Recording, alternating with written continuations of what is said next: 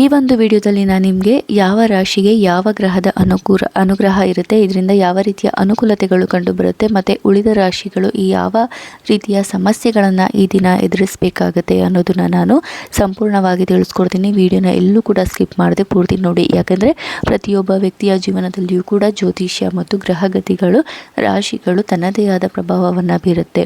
ಅದೇ ರೀತಿಯಾಗಿ ಈ ದಿನ ಅಂದರೆ ಜುಲೈ 2 ಗುರುವಾರ ಯಾವ ರಾಶಿಗೆ ಯಾವ ಗ್ರಹದ ಅನುಕೂಲ ಇರುತ್ತೆ, ಯಾರಿಗೆ ಯಾವ ರೀತಿ ತೊಂದರೆ ಆಗುತ್ತೆ ಅನ್ನೋದನ್ನು ಮುಂಚೆನೇ ತಿಳ್ಕೊಂಡ್ರೆ ಕೆಲವೊಂದು ಅಪಾಯಗಳನ್ನು ತಪ್ಪಿಸಬಹುದು ಅನ್ನೋದು ಮುಖ್ಯ ಉದ್ದೇಶ ಆಗಿರುತ್ತೆ. ಹಾಗಾಗಿ ವಿಡಿಯೋನ ಎಲ್ಲೂ ಸ್ಕಿಪ್ ಮಾಡದೆ ಪೂರ್ತಿಯಾಗಿ ನೋಡಿ. ಈ ಒಂದು ಮಾಹಿತಿ ನಿಮಗೆ ಅನುಕೂಲಕರವಾಗಿ ಇರುತ್ತೆ. ನಮಸ್ಕಾರ ಸ್ನೇಹಿತರೆ, ಎಲ್ಲರೂ ಹೇಗಿದ್ದೀರಾ? ಎಲ್ಲರೂ ಕೂಡ ಚೆನ್ನಾಗಿದ್ದೀರಾ ಅಂತ ಅನ್ಕೋತೀನಿ. ನಿಮ್ಮೆಲ್ರಿಗೂ ಕೂಡ ಒಲುಮೆಯ ಗರಿಗೆ ಸ್ವಾಗತ. ಮೊದಲನೆಯದಾಗಿ ದ್ವಾದಶ ರಾಶಿಗಳಲ್ಲಿ ಈ ದಿನ ಯಾವ ರಾಶಿಯವರಿಗೆ ಬಹಳ ಅನುಕೂಲಕರವಾಗಿ ಇರುತ್ತದೆ ಅಂತ ನೋಡೋದಾದರೆ ಅದು ಮೇಷರಾಶಿ. ಹೌದು, ಮೇಷರಾಶಿಯವರಿಗೆ ಈ ದಿನ ಬಹಳ ಅನುಕೂಲಕರವಾಗಿ ಇರುತ್ತೆ. ಮೇಷರಾಶಿಯಲ್ಲಿ ಗುರು 4ನೇ ಸ್ಥಾನದಲ್ಲಿ ಇರುವುದರಿಂದ ಮನೆ, ವಾಹನ ಮತ್ತು ಕುಟುಂಬದ ವಿಷಯಗಳಲ್ಲಿ ಶುಭ ಸುದ್ದಿ ಸಿಗುವಂತಹ ಸಾಧ್ಯತೆಗಳು ಹೆಚ್ಚಾಗಿ ಇರುತ್ತೆ. ಜೊತೆಗೆ ಮಂಗಳನ ಅನುಗ್ರಹದಿಂದ ನಿಮ್ಮಲ್ಲಿ ಧೈರ್ಯ, ಆತ್ಮವಿಶ್ವಾಸ ಹೆಚ್ಚಾಗುತ್ತೆ.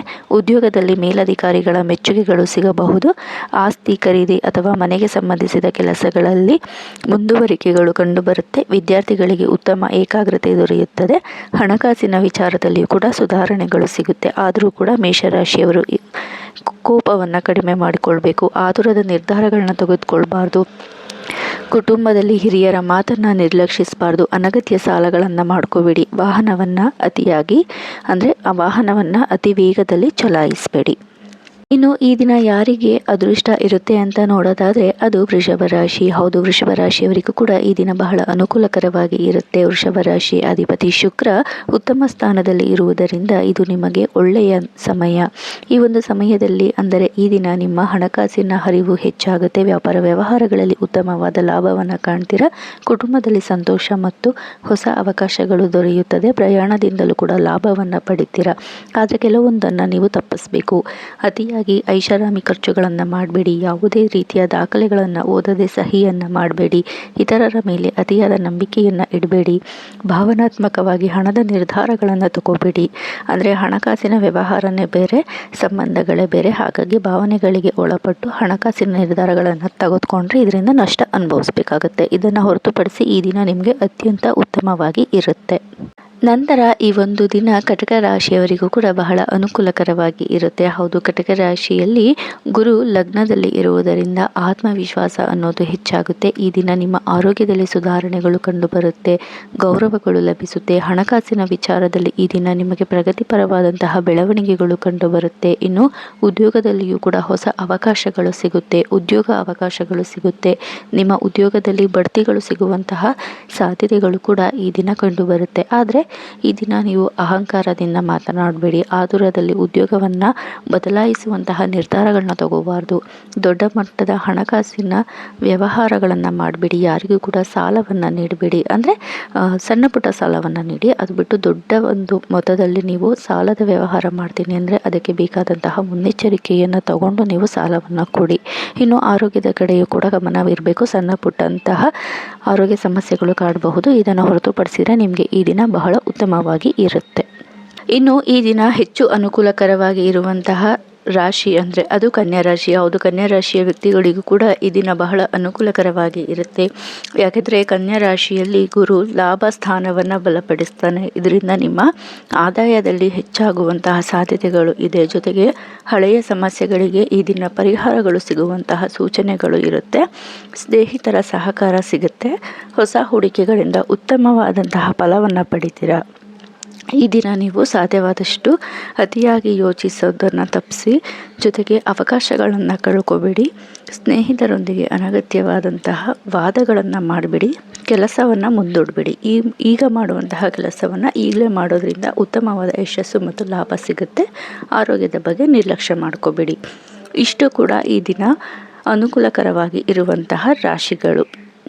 ನಂತರ ಈ ದಿನ ಯಾರಿಗೆ ಮಿಶ್ರ ಫಲ ಅಂತ ನೋಡೋದಾದರೆ ಅಂದರೆ ಮಿಶ್ರ ಫಲ ಅಂದರೆ ಈ ಕಡೆ ಅನುಕೂಲತೆಯೂ ಇರುತ್ತೆ, ಅನಾನುಕೂಲತೆಯೂ ಕೂಡ ಇರುತ್ತೆ. ಅಂತಹ ಯಾವ ರಾಶಿಯವರು ಅಂತ ನೋಡೋದಾದರೆ ಈ ದಿನ ಮಿಶ್ರ ಫಲವನ್ನು ಪಡೆಯುತ್ತಿರುವಂತಹ ರಾಶಿ ಅಂದರೆ ಅದು ಮಿಥುನ ರಾಶಿ. ಹೌದು, ಮಿಥುನ ರಾಶಿಯವರಿಗೆ ಈ ದಿನ ಮಿಶ್ರ ಫಲ ಸಿಗುತ್ತೆ. ಸೂರ್ಯ ನಿಮ್ಮ ರಾಶಿಯಲ್ಲಿ ಇರುವುದರಿಂದ ಆತ್ಮವಿಶ್ವಾಸ ಹೆಚ್ಚಾಗುತ್ತೆ. ಆದರೆ ಚಂದ್ರನ ಪ್ರಭಾವದಿಂದ ಕೆಲವೊಮ್ಮೆ ಮನಸ್ಸಿನಲ್ಲಿ ಒತ್ತಡಗಳು ಹೆಚ್ಚಾಗಬಹುದು. ಕೆಲಸಗಳಲ್ಲಿ ಯಶಸ್ಸು ದೊರೆಯುತ್ತೆ, ಆದರೆ ಖರ್ಚಿನ ಮೇಲೆ ನಿಯಂತ್ರಣ ಇರಬೇಕಾಗುತ್ತೆ. ಈ ದಿನ ಅನಗತ್ಯ ಖರ್ಚುಗಳನ್ನು ಮಾಡಬೇಡಿ. ಆತುರದಲ್ಲಿ ಯಾರನ್ನು ಕೂಡ ನಂಬೇಡಿ. ಕೋಪದಲ್ಲಿ ಕಠಿಣ ಮಾತುಗಳನ್ನು ಆಡಬೇಡಿ. ಅಪಾಯಕಾರಿ ಹೂಡಿಕೆಗಳನ್ನು ತಪ್ಪಿಸಿ. ನಂತರ ಎರಡನೆಯದಾಗಿ ಈ ದಿನ ಮಿಶ್ರ ಫಲವನ್ನು ಪಡೆಯುತ್ತಿರುವ ರಾಶಿ ಅಂದರೆ ಅದು ಸಿಂಹ ರಾಶಿ. ಹೌದು, ಸಿಂಹ ರಾಶಿಯವರಿಗೂ ಕೂಡ ಈ ದಿನ ಅನುಕೂಲತೆ ಮತ್ತು ಅನಾನುಕೂಲತೆ ಎರಡೂ ಕೂಡ ಇರುತ್ತೆ. ಮಂಗಳ ನಿಮ್ಮ ರಾಶಿಗೆ ಶಕ್ತಿಯನ್ನು ನೀಡ್ತಾನೆ, ಆದರೆ ಕೇತು ಇರೋದ್ರಿಂದ ತಾಳ್ಮೆ ಬಹಳ ಅಗತ್ಯವಾಗಿ ಇರಬೇಕು. ಕೋಪದ ನಿರ್ಧಾರಗಳಿಂದ ನಷ್ಟವಾಗುವಂತಹ ಸಾಧ್ಯತೆಗಳು ಹೆಚ್ಚಾಗಿ ಇರುತ್ತೆ. ಹಾಗಾಗಿ ಕೋಪದಿಂದ ನಿರ್ಧಾರಗಳನ್ನು ತೆಗೆದುಕೊಳ್ಬೇಡಿ. ಉದ್ಯೋಗದಲ್ಲಿ ಅವಕಾಶಗಳು ಇದ್ದರೂ ಕೂಡ ಸಂಬಂಧಗಳನ್ನು ಕಾಪಾಡಿಕೊಳ್ಳುವುದು ಬಹಳ ಮುಖ್ಯ. ಅಂದರೆ ಉದ್ಯೋಗದಲ್ಲಿ ನಿಮಗೆ ಅವಕಾಶಗಳಿರುತ್ತೆ. ಈ ಒಂದು ಅವಕಾಶಗಳಿಂದ ನೀವು ಸಂಬಂಧಗಳನ್ನ ಕಳ್ಕೋಬಾರ್ದು. ಹಾಗಾಗಿ ಯಾರೊಂದಿಗೂ ಕೂಡ ನಿಷ್ಠುರವಾದ ಮಾತುಕತೆಗಳನ್ನು ಮಾಡ್ಕೋಬೇಡಿ. ಜೊತೆಗೆ ಕೋಪದಲ್ಲಿ ಸಂಬಂಧಗಳನ್ನು ಹಾಳು ಮಾಡ್ಕೋಬೇಡಿ. ಅಧಿಕಾರಿಗಳೊಂದಿಗೆ ವಾದಗಳನ್ನು ಮಾಡೋದಕ್ಕೆ ಹೋಗ್ಬೇಡಿ. ಇದು ನಿಮಗೆ ನಷ್ಟವನ್ನು ಉಂಟು ಮಾಡಬಹುದು. ಅತಿಯಾದ ಆತ್ಮವಿಶ್ವಾಸದಿಂದ ದೊಡ್ಡ ನಿರ್ಧಾರ ತೆಗೆದುಕೊಳ್ಳಬೇಡಿ. ಅತಿಯಾದ ಆತ್ಮವಿಶ್ವಾಸ ಮುಂದಿನ ದಿನಗಳಲ್ಲಿ ನಷ್ಟಕ್ಕೆ ಕಾರಣವಾಗುತ್ತೆ. ವಾಹನವನ್ನು ಚಲಾಯಿಸುವಾಗ ಬಹಳ ಜಾಗ್ರತೆ ಇರಲಿ. ನಿರ್ಲಕ್ಷ್ಯ ಮಾಡಿದರೆ ಅಪಘಾತಗಳು ಆಗುವಂತಹ ಸಾಧ್ಯತೆಗಳು ಸಿಂಹರಾಶಿಯವರಿಗೆ ಇರುತ್ತೆ. ನಂತರ ಈ ದಿನ ಯಾವ ರಾಶಿಯವರಿಗೆ ಮಿಶ್ರ ಫಲ ಸಿಗುತ್ತಿದೆ ಅಂತ ನೋಡೋದಾದರೆ ಅದು ತುಲಾ ರಾಶಿ. ಹೌದು, ತುಲಾ ರಾಶಿಯವರಿಗೂ ಕೂಡ ಈ ದಿನ ಅನುಕೂಲತೆ ಮತ್ತು ಅನನುಕೂಲತೆ ಎರಡೂ ಕೂಡ ಇರುತ್ತೆ. ಕುಟುಂಬದಲ್ಲಿ ಕೆಲವು ಸಣ್ಣ ಭಿನ್ನಾಭಿಪ್ರಾಯಗಳು ಉಂಟಾಗುತ್ತೆ. ಇದರಿಂದ ಜಗಳಗಳು, ಮನಸ್ತಾಪಗಳು ಕೂಡ ಎದುರಾಗುತ್ತೆ. ಆದರೆ ಗುರುವಿನ ಆಶೀರ್ವಾದ ಇರುವುದರಿಂದ ಸಮಸ್ಯೆಗಳನ್ನು ನೀವು ತಪ್ಪಿಸ್ಕೊಳ್ಬಹುದು. ದೊಡ್ಡ ಸಮಸ್ಯೆಗಳಿಂದ ದೂರವಾಗಬಹುದು. ಜೊತೆಗೆ ಹಣಕಾಸಿನ ಸ್ಥಿರತೆ ಇರುತ್ತೆ, ಆದರೂ ಕೂಡ ಅನಗತ್ಯ ಖರ್ಚು ಹೆಚ್ಚಾಗುತ್ತೆ. ಇನ್ನು ವಿಶೇಷವಾಗಿ ಕುಟುಂಬದ ವಿಷಯಗಳನ್ನು ಹೊರಗಿನವರೊಂದಿಗೆ ಚರ್ಚಿಸಬೇಡಿ. ಇದರಿಂದ ನಿಮ್ಮ ಸಂಬಂಧಗಳು ಮೂರನೆಯವರಿಂದ ಒಡೆಯುವಂತಹ ಸಾಧ್ಯತೆ ಇರುತ್ತೆ. ಭಾವನಾತ್ಮಕವಾಗಿ ಹಣವನ್ನು ಖರ್ಚು ಮಾಡೋದಕ್ಕೆ ಹೋಗಬೇಡಿ. ಉತ್ಸಾಹದಿಂದ ಹಣವನ್ನು ಖರ್ಚು ಮಾಡಿದ್ರೆ ಮುಂದಿನ ದಿನಗಳಲ್ಲಿ ಹಣಕಾಸಿನ ಕೊರತೆ ಎದುರಾಗಬಹುದು. ಇನ್ನು ಅಪೂರ್ಣ ಮಾಹಿತಿಯ ಆಧಾರದ ಮೇಲೆ ನಿರ್ಧಾರ ತೆಗೆದುಕೊಳ್ಬೇಡಿ. ಅಂದರೆ ಯಾವುದಾದ್ರು ಒಂದು ನಿರ್ಧಾರಗಳನ್ನು ತಗೋಬೇಕು ಈ ದಿನ ಅಂತ ಅಂದರೆ ನೀವು ಅದ್ರ ಬಗ್ಗೆ ಸಂಪೂರ್ಣವಾದ ಮಾಹಿತಿಯನ್ನು ತಿಳ್ಕೊಳ್ಳಿ. ಅರ್ಧಂಬರ್ಧ ತಿಳ್ಕೊಂಡು ನೀವು ನಿರ್ಧಾರ ತೆಗೆದುಕೊಂಡ್ರೆ ಅದು ನಷ್ಟಕ್ಕೆ ಕಾರಣ ಆಗುತ್ತೆ. ಅನಗತ್ಯವಾದಂತಹ ವಾದಗಳನ್ನು ನೀವು ತಪ್ಪಿಸಿ ಈ ದಿನ ಸಾಧ್ಯವಾದಷ್ಟು ಮೌನವಾಗಿರಿ. ನಂತರ ಕಡೆಯದಾಗಿ ಯಾವ ರಾಶಿಗೆ ಈ ದಿನ ಮಿಶ್ರ ಫಲ ಸಿಗುತ್ತಿದೆ ಅಂದರೆ ಅದು ಧನಸ್ಸು ರಾಶಿ. ಹೌದು, ಧನಸ್ಸು ರಾಶಿಯವರು ಕೂಡ ಈ ದಿನ ಮಿಶ್ರ ಫಲವನ್ನು ಪಡಿತಿದ್ದೀರಾ. ಕೆಲಸಗಳಲ್ಲಿ ಪ್ರಗತಿಗಳು ಕೂಡ ಕಟ್ಟು ಬರುತ್ತೆ, ಆದರೆ ಖರ್ಚುಗಳು ಕೂಡ ಹೆಚ್ಚಾಗುತ್ತೆ. ಹಣ ಹೀಗೆ ಬರುತ್ತೆ ಹಾಗೋಗುತ್ತೆ. ಹಾಗಾಗಿ ಹಣಕಾಸಿನ ಬಗ್ಗೆ ಎಚ್ಚರಿಕೆಯಿಂದ ಇರಿ. ಹೂಡಿಕೆ ಮಾಡುವಾಗ ಎಚ್ಚರಿಕೆಯ ಅಗತ್ಯ ಇರಬೇಕು. ಇನ್ನು ಕೆಲವೊಂದು ಆರೋಗ್ಯದ ಸಮಸ್ಯೆಗಳು ಕೂಡ ಎದುರಾಗಬಹುದು. ಹಾಗಾಗಿ ಆರೋಗ್ಯದ ಕಡೆ ನೀವು ಹೆಚ್ಚು ಗಮನವನ್ನು ಕೊಡಿ. ದೊಡ್ಡ ಹೂಡಿಕೆಗಳನ್ನು ಪರಿಶೀಲನೆ ಇಲ್ಲದೆ ಮಾಡಬೇಡಿ. ದೈಹಿಕ ಆಯಾಸವನ್ನು ನಿರ್ಲಕ್ಷಿಸಬೇಡಿ. ಸಾಧ್ಯವಾದಷ್ಟು ವಿಶ್ರಾಂತಿಯನ್ನು ಪಡೆಯಿರಿ. ಸಮಯವನ್ನು ವ್ಯರ್ಥ ಮಾಡಬೇಡಿ. ಆದಷ್ಟು ಇರುವಂತಹ ಸಮಯವನ್ನು ಉಪಯೋಗಪಡಿಸ್ಕೊಳ್ಳಿ.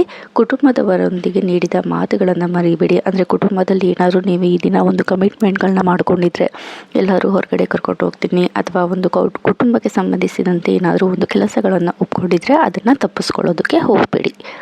ಇಷ್ಟು ಕೂಡ ಈ ಒಂದು ದಿನ ಮಿಶ್ರ ಫಲವನ್ನು ಪಡೆಯುತ್ತಿರುವಂತಹ ರಾಶಿಗಳ ವಿವರ ಆಗಿರುತ್ತೆ. ಇನ್ನು ಅತಿ ಮುಖ್ಯವಾಗಿ ಈ ದಿನ ಯಾವ ರಾಶಿಯವರಿಗೆ ನಷ್ಟವಾಗಲಿದೆ, ಯಾವ ರಾಶಿಯವರಿಗೆ ಅತಿ ಹೆಚ್ಚು ಸಮಸ್ಯೆಗಳು ಈ ದಿನ ಉಂಟಾಗುತ್ತೆ ಅಂತ ನೋಡೋಣ ಬನ್ನಿ. ಈ ದಿನ ಅತಿ ಹೆಚ್ಚು ನಷ್ಟವನ್ನು ಹೊಂದಿರುವ ರಾಶಿ ಅಂದರೆ ಅದು ವೃಶ್ಚಿಕ ರಾಶಿ. ಹೌದು, ವೃಶ್ಚಿಕ ರಾಶಿಯವರಿಗೆ ಈ ದಿನ ತೊಂದರೆಗಳು ಹೆಚ್ಚಾಗಿರುತ್ತೆ.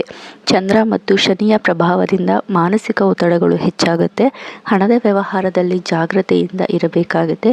ಕುಟುಂಬದಲ್ಲಿ ಮಾತಿನ ನಿಯಂತ್ರಣ ಬಹಳ ಅಗತ್ಯ ಆಗಿರುತ್ತೆ. ಯಾಕಂದರೆ ಕುಟುಂಬದಲ್ಲಿ ಒಂದು ಸಣ್ಣ ಮಾತಿಗೂ ಕೂಡ ಜಗಳವಾಗುವಂತಹ ಸಾಧ್ಯತೆಗಳು ಇರುತ್ತೆ. ಇನ್ನು ಅಪಘಾತವಾಗುವಂತಹ ಸಂಭವ ಇರುವುದರಿಂದ ವಾಹನ ಚಲಾಯಿಸುವಾಗ ಬಹಳ ಎಚ್ಚರಿಕೆಯಿಂದ ಇರಿ. ಯಾರೊಂದಿಗೂ ಕೂಡ ಈ ದಿನ ಜಗಳ ಮಾಡ್ಕೋಬೇಡಿ. ದೊಡ್ಡ ಮೊತ್ತದ ಹಣಕಾಸಿನ ಹೂಡಿಕೆಯನ್ನು ಮಾಡಬೇಡಿ. ಕೋಪದಲ್ಲಿ ಉದ್ಯೋಗ ಅಥವಾ ವ್ಯವಹಾರದ ನಿರ್ಧಾರಗಳನ್ನು ತೆಗೆದುಕೊಳ್ಳಬೇಡಿ. ರಾತ್ರಿ ವೇಳೆಯಲ್ಲಿ ಪ್ರಯಾಣವನ್ನು ಮಾಡೋದನ್ನು ತಪ್ಪಿಸಿ. ಒಂದು ವೇಳೆ ಪ್ರಯಾಣ ಮಾಡಲೇಬೇಕು ಅನ್ನೋ ಅವಶ್ಯಕತೆ ಇದ್ದರೆ ಬಹಳ ಎಚ್ಚರಿಕೆಯಿಂದ ಪ್ರಯಾಣವನ್ನು ಮಾಡಿ. ನಂತರ ಯಾವ ರಾಶಿಯವರು ಈ ದಿನ ಬಹಳ ಎಚ್ಚರಿಕೆಯಿಂದ ಇರಬೇಕು ಅಂದರೆ ಅದು ಮಕರ ರಾಶಿ. ಹೌದು, ಮಕರ ರಾಶಿಯವರಿಗೂ ಕೂಡ ಈ ದಿನ ಸಾಕಷ್ಟು ಸಮಸ್ಯೆಗಳು ಎದುರಾಗಬಹುದು. ಚಂದ್ರ ನಿಮ್ಮ ರಾಶಿಯಲ್ಲಿ ಇರೋದ್ರಿಂದ ಭಾವನಾತ್ಮಕವಾಗಿ ಸಮಸ್ಯೆಗಳು ಉಂಟಾಗಬಹುದು. ನಿಮ್ಮ ಭಾವನೆಗಳಲ್ಲಿ ಏರಿಳಿತಗಳು ಉಂಟಾಗಬಹುದು. ಹಾಗಾಗಿ ಯಾವುದೇ ಕಾರಣಕ್ಕೂ ಆತುರದ ನಿರ್ಧಾರಗಳನ್ನು ತೆಗೆದುಕೊಳ್ಳಬೇಡಿ. ಯಾಕೆಂದರೆ ಮನಸ್ಸಿನ ಏರಿಳಿತಗಳು ಇದ್ದಾಗ, ಮನಸ್ಸು ಸ್ಥಿರತೆಗಳು ಇದ್ದಾಗ ತಪ್ಪು ನಿರ್ಧಾರಗಳನ್ನೇ ಹೆಚ್ಚು ತೆಗೆದುಕೊಳ್ಳುವುದು. ಹಾಗಾಗಿ ಆತುರದ ನಿರ್ಧಾರವನ್ನು ತಪ್ಪಿಸಿ ಆರೋಗ್ಯದ ಕಡೆ ಗಮನವನ್ನು ಕೊಡಿ. ಹೊಸ ಹೂಡಿಕೆಗಳನ್ನು ಮಾಡಬೇಕು ಎನ್ನುವ ಅನಿವಾರ್ಯತೆ ಇದ್ದರೆ ಅದನ್ನು ಮುಂದಿನ ದಿನಗಳಲ್ಲಿ ಮುಂದೂಡುವುದು ಬಹಳ ಉತ್ತಮ. ಈ ದಿನ ಯಾವುದೇ ರೀತಿಯ ಹೂಡಿಕೆಗಳನ್ನು ಮಾಡಬೇಡಿ. ಇನ್ನು ಭಾವನೆಗಳಿಗೆ ಒಳಗಾಗಿ ನಿರ್ಧಾರ ತೆಗೆದುಕೊಳ್ಳೋದು ಕೂಡ ತಪ್ಪು. ಹೊಸ ಸಾಲಗಳನ್ನು ಮಾಡೋದಕ್ಕೆ ಹೋಗಬೇಡಿ. ಆರೋಗ್ಯದ ಪರೀಕ್ಷೆಗಳನ್ನು ಮುಂದೂಡಬೇಡಿ. ನಿಮಗೇನಾದ್ರು ಆರೋಗ್ಯ ಸಮಸ್ಯೆಗಳಿದ್ರೆ ಅದಕ್ಕೆ ತಕ್ಷಣ ಪರೀಕ್ಷೆಗಳನ್ನು ಮಾಡಿಸ್ಕೊಳ್ಳಿ. ಜೊತೆಗೆ ಕುಟುಂಬದವರೊಂದಿಗೆ ಕಠಿಣವಾಗಿ ವರ್ತಿಸೋಕೆ ಹೋಗಬೇಡಿ. ಮೊದಲೇ ಚಂದ್ರನ ಪ್ರಭಾವ ಇದ್ದಾಗ ನಿಮ್ಮ ಮನಸ್ಥಿತಿಗಳು ಕೂಡ ಹದಗೆಟ್ಟಿರುತ್ತೆ. ಹಾಗಾಗಿ ಕೋಪ, ಉದ್ವೇಗಗಳು, ಒತ್ತಡಗಳು ಹೆಚ್ಚಾಗುತ್ತೆ. ಹಾಗಾಗಿ ಇದನ್ನು ಕಡಿಮೆ ಮಾಡೋದಕ್ಕೆ ಪ್ರಯತ್ನ ಪಡಿ. ಕುಟುಂಬದೊಂದಿಗೆ ನೀವು ವಾದ ವಿವಾದಗಳನ್ನು ಆದಷ್ಟು ತಪ್ಪಿಸಿ. ನಂತರ ಈ ದಿನ ಬಹಳ ಎಚ್ಚರಿಕೆಯಿಂದ ಇರಬೇಕಾದ ರಾಶಿ ಅಂದರೆ ಅದು ಕುಂಭರಾಶಿ. ಹೌದು, ಕುಂಭರಾಶಿಯಲ್ಲಿ ರಾಹುವಿನ ಪ್ರಭಾವಗಳು ಹೆಚ್ಚಾಗಿ ಇರುವುದರಿಂದ ನೀವು ಸುಲಭವಾಗಿ ಮೋಸ ಹೋಗುವಂತಹ ಸಾಧ್ಯತೆಗಳು ಇರುತ್ತೆ. ತಪ್ಪು ನಿರ್ಧಾರಗಳನ್ನು ತೆಗೆದುಕೊಳ್ಳುವಂತಹ ಸಾಧ್ಯತೆಗಳು ಇರುತ್ತೆ. ಹಾಗಾಗಿ ಇಂತಹ ವಿಷಯಗಳಲ್ಲಿ ಎಚ್ಚರಿಕೆಯಿಂದ ಇರಿ. ಯಾವುದೇ ಒಂದು ದಾಖಲೆಗಳಿಗೆ ಸಹಿ ಮಾಡುವ ಮೊದಲು ಸಂಪೂರ್ಣವಾಗಿ ಅದನ್ನು ಒಂದು ಬಾರಿ ಅಲ್ಲ 2 ಬಾರಿ ನೀವು ಪರಿಶೀಲಿಸಬೇಕು. ಯಾಕೆಂದರೆ ಮೊದಲೇ ನಿಮ್ಮ ರಾಶಿಯಲ್ಲಿ ರಾಹುವಿನ ಪ್ರಭಾವ ಇರೋದ್ರಿಂದ ನೀವು ಮೋಸಗಳಿಗೆ ಬೇಗ ಒಳಗಾಗಬಹುದು. ಮತ್ತು ಅನಾಗತ್ಯ ಖರ್ಚುಗಳನ್ನು ನೀವು ಕಡಿಮೆ ಮಾಡಿಕೊಳ್ಬೇಕು. ಅಪರಿಚಿತರ ಮಾತುಗಳನ್ನು ನೀವು ತಕ್ಷಣ ನಂಬೋದಕ್ಕೆ ಹೋಗಬಾರ್ದು. ಆನ್ಲೈನ್ ವಹಿವಾಟುಗಳನ್ನು ನಿರ್ಲಕ್ಷ್ಯ ಮಾಡಬೇಡಿ. ಅಂದರೆ ಆನ್ಲೈನ್ ವಹಿವಾಟಿನಲ್ಲಿ ಯಾವುದೇ ರೀತಿಯ ನಿರ್ಲಕ್ಷ್ಯಗಳನ್ನು ಮಾಡೋದ್ರಿಂದ ನೀವು ಸಮಸ್ಯೆಗಳಿಗೆ ಒಳಗಾಗಬಹುದು. ಜೊತೆಗೆ ಕಾನೂನಿಗೆ ಸಂಬಂಧಿತ ದಾಖಲೆಗಳನ್ನು ಪರಿಶೀಲಿಸಿ, ಇಲ್ಲದೆ ಸಹಿ ಮಾಡಬೇಡಿ. ಅಂದರೆ ನೀವು ಯಾವುದಾದ್ರೂ ಕೋರ್ಟ್ ಕಚೇರಿ ವಿಚಾರಗಳಿಗೆ ಸಂಬಂಧಿಸಿದ ಹಾಗೆ ಏನಾದರೂ ವ್ಯವಹಾರಗಳನ್ನು ಮಾಡಬೇಕು ಅಂದರೆ ಅದಕ್ಕೆ ತಕ್ಕಂತಹ ಮಾಹಿತಿಗಳನ್ನು ನೀವು ಪಡ್ಕೊಳ್ಳೋದು ಅಗತ್ಯವಾಗಿರುತ್ತೆ. ಜೊತೆಗೆ ಈ ದಿನ ಅತಿಯಾದ ಸಾಲವನ್ನು ಕೂಡ ಮಾಡೋದಕ್ಕೆ ಹೋಗಬೇಡಿ. ಇದು ದೀರ್ಘಕಾಲದ ಸಮಸ್ಯೆಗಳನ್ನು ನಿಮಗೆ ಎದುರು ಮಾಡುತ್ತೆ. ನಂತರ ಈ ದಿನ ಬಹಳ ಎಚ್ಚರಿಕೆಯಿಂದ ಇರಬೇಕಾದ ರಾಶಿ ಅಂದರೆ ಅದು ಮೀನರಾಶಿ. ಇದು ಕೊನೆಯ ರಾಶಿ. ಹೌದು, ಮೀನರಾಶಿಯವರಿಗೂ ಕೂಡ ಈ ದಿನ ಬಹಳ ಅನಾನುಕೂಲಕರವಾಗಿ ಇರುತ್ತೆ. ಶನಿ ನಿಮ್ಮ ಮೇಲೆ ಜವಾಬ್ದಾರಿಗಳನ್ನು ಹೆಚ್ಚಿಸುತ್ತಾನೆ. ಇದರಿಂದ ಒತ್ತಡಗಳು ನಿಮಗೆ ಹೆಚ್ಚಾಗಬಹುದು. ಕೆಲಸಗಳು ನಿಧಾನವಾಗಿ ಸಾಗಬಹುದು. ಆದರೆ ಸಹನೆಯನ್ನು ನೀವು ಕಳೆದುಕೊಳ್ಬಾರ್ದು. ಮುಂದುವರಿದ ಉತ್ತಮವಾದ ಫಲಗಳು ನಿಮಗೆ ಸಿಗುತ್ತೆ. ಇನ್ನು ಆರೋಗ್ಯ ಮತ್ತು ಕುಟುಂಬಕ್ಕೆ ಹೆಚ್ಚಿನವಾದಂತಹ ಸಮಯವನ್ನು ನೀಡಿ. ಆರೋಗ್ಯದ ಸೂಚನೆಗಳನ್ನು ನೀವು ನಿರ್ಲಕ್ಷಿಸಬಾರ್ದು. ಕುಟುಂಬವನ್ನು ನೀವು ನಿರ್ಲಕ್ಷಿಸಿದರೆ ಸಮಸ್ಯೆಗಳು ಎದುರಾಗುತ್ತೆ. ಈ ದಿನ ನೀವು ಕೆಲಸವನ್ನು ಅರ್ಧಕ್ಕೆ ಬಿಡಬೇಡಿ. ಆರೋಗ್ಯದ ನಿರ್ಲಕ್ಷ್ಯಗಳನ್ನು ಮಾಡಬೇಡಿ. ಹಳೆಯ ತಪ್ಪುಗಳನ್ನು ಮತ್ತೆ ಪುನರಾವರ್ತಿಸಬೇಡಿ. ಅಂದರೆ ಈ ಹಿಂದೆ ಏನಾದ್ರು ಹಳೆಯ ತಪ್ಪು ಆಗಿದ್ರೆ ಅದನ್ನು ಮತ್ತೆ ಆ ತಪ್ಪನ್ನು ನೀವು ಮಾಡೋದಕ್ಕೆ ಹೋಗಬೇಡಿ. ಇನ್ನು ತಾಳ್ಮೆಯನ್ನು ಕಳ್ಕೊಂಡು ಯಾವುದೇ ಒಂದು ನಿರ್ಧಾರಗಳನ್ನು ಕೈಗೊಳ್ಳಬೇಡಿ. ಅಂದರೆ ಕೋಪದಲ್ಲಿ ನೀವು ನಿರ್ಧಾರಗಳನ್ನು ತೆಗೆದುಕೊಳ್ಳೋದನ್ನು ತಪ್ಪಿಸಿ. ನಿಮಗೆ ಮೊದಲೇ ಗೊತ್ತಿರುವ ಹಾಗೆ ಶನಿ ಪ್ರಭಾವ ಇರುವುದರಿಂದ ನಿಮ್ಮ ಒಂದು ನಿರ್ಧಾರಗಳಲ್ಲಿ ಸಾಕಷ್ಟು ರೀತಿಯ ಆಲೋಚನೆಗಳು ಎದುರಾಗುತ್ತೆ. ಲಾಭ ನಷ್ಟದ ಒಂದು ಕನ್ಫ್ಯೂಷನ್ಗಳು ಉಂಟಾಗುತ್ತೆ. ಹಾಗಾಗಿ ಈ ದಿನ ಸಾಕಷ್ಟು ಸಮಾಧಾನಕರವಾಗಿ ಇರಿ. ಕೆಲಸಗಳನ್ನು ನೀವು ನಿರ್ಲಕ್ಷಿಸಬೇಡಿ. ಆರೋಗ್ಯದ ಬಗ್ಗೆ ಎಚ್ಚರಿಕೆಯಿಂದ ಇರಿ. ಕುಟುಂಬಕ್ಕೆ ಸಾಕಷ್ಟು ಸಮಯವನ್ನು ನೀಡಿ. ಇಷ್ಟು ಕೂಡ ನಿಮಗೆ ಈ ದಿನ ಬಹಳ ಎಚ್ಚರಿಕೆಯಿಂದ ಇರಬೇಕಾದಂತಹ ರಾಶಿಗಳ ಮಾಹಿತಿಯಾಗಿದೆ.